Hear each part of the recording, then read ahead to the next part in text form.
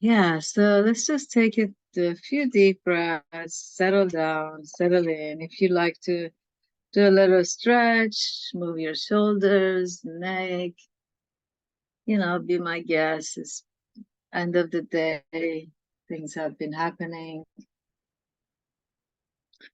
We get impacted by all kinds of experiences, and so we can take a few moments and tend to ourselves. Whatever you need to do, feel your body. This is part of the whole practice, is not separate. The more easeful you enter your meditation, of course, the more peaceful the meditation, the more, yeah. So gently pick up a posture that is upright, that is not rigid, that is balanced. So pay attention to the different corners of the body. If you think of the upper body as a kind of like a square or a shape that's got four corners, shoulders would be two corners, and the hips would be two corners. Pay attention to these corners of the body. See if you're standing or sitting or being upright in a balanced way, whatever that means to your body. So that could be needing to shift a little bit of your weight to the right or to the left, or you may need to shift your upper body back a little bit to align yourself in a, as possible 90-degree angle with your legs and your upper body if you're sitting on a chair. And 90 degrees is not a hard geometry.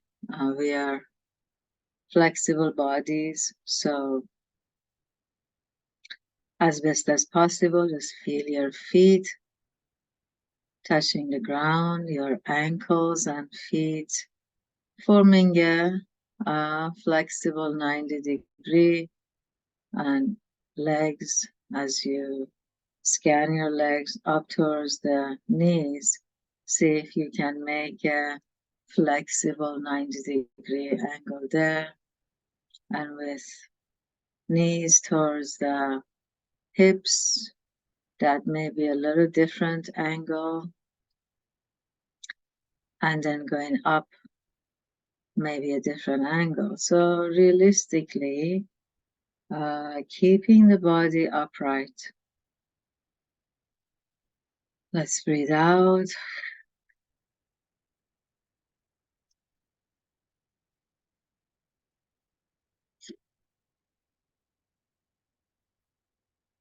And as you feel your breath, the first part of the mindfulness practice, as we have been exploring it, is to develop your alertness, presence, sense of being awake, present, alert. And so you pick an object like your breath and you pin your attention to that and bring yourself back to it. Now your brain might work in all different components of mindfulness, go in and out of them. It's fine. It's not linear. But first thing is good to pay attention to the sense of alertness. So for this, if it works for you, you can fully experience one breath.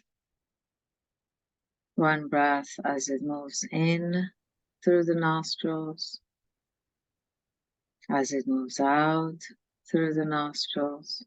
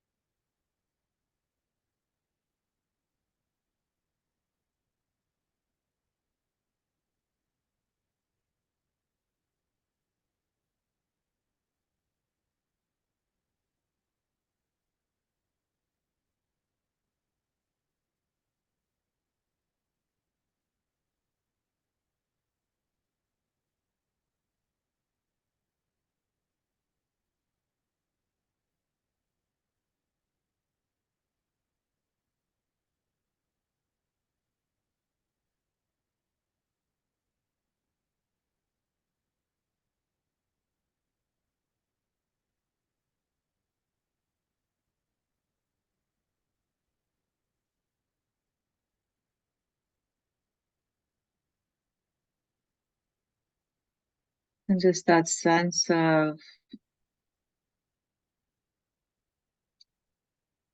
connection, staying connected with the breath, body, and the internal experience. And so the ardency part of this mindfulness was to be a gatekeeper for what enters the mind, what arises in the mind, if it's leading to unhappiness, to agony, suffering, you're to not allow it to come in, to prevent it, to disengage, to not look at it, not pick it up. And if you find yourself in the middle of those unwholesome, uncomfortable, negative mind states, then you also just uproot them. Uproot them by seeing them, seeing how they change the mood, they leave an imprint. And so shifting to some other better quality of the mind, maybe gratitude. If there is grief in the mind, if there is loss, see how it is. You can be with it, or you can shift it to gratitude for having experienced, having had this person in your life.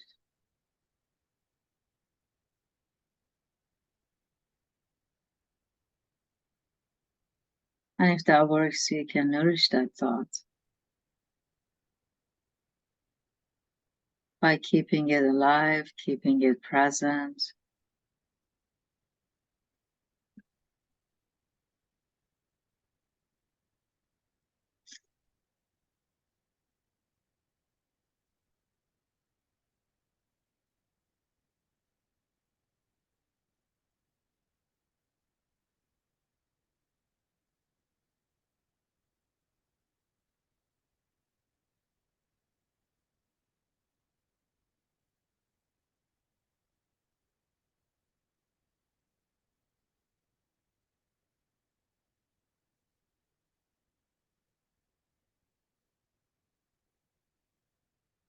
And remembering the goal. Remembering we do have a goal, an ongoing, standing goal that is never a done deal, or maybe an objective, an ongoing, standing objective to be in harmony,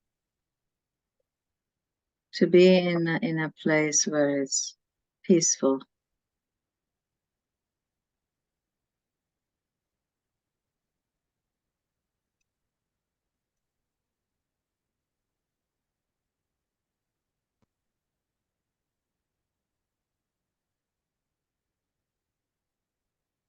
So moving with the breath, with those intentions, with those activities, engaging your experience, and sometimes just disengaging, allowing yourself to settle in. Let's do that in quiet for a few minutes.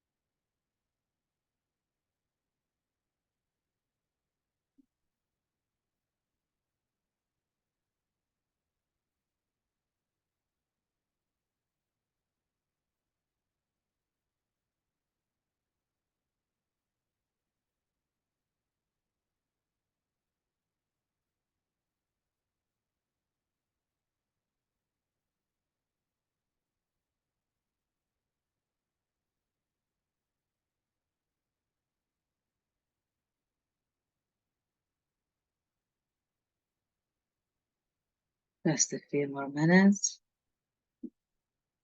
So just be sure to make it count, not be lost in thoughts as usual, or rather make an effort. Make an effort to see the quality of your mood, your mind. Is it present? Is it alert and awake? Is it peaceful? And if it's not, what can you do with what you know already? How can you brighten the mind, bring it into balance?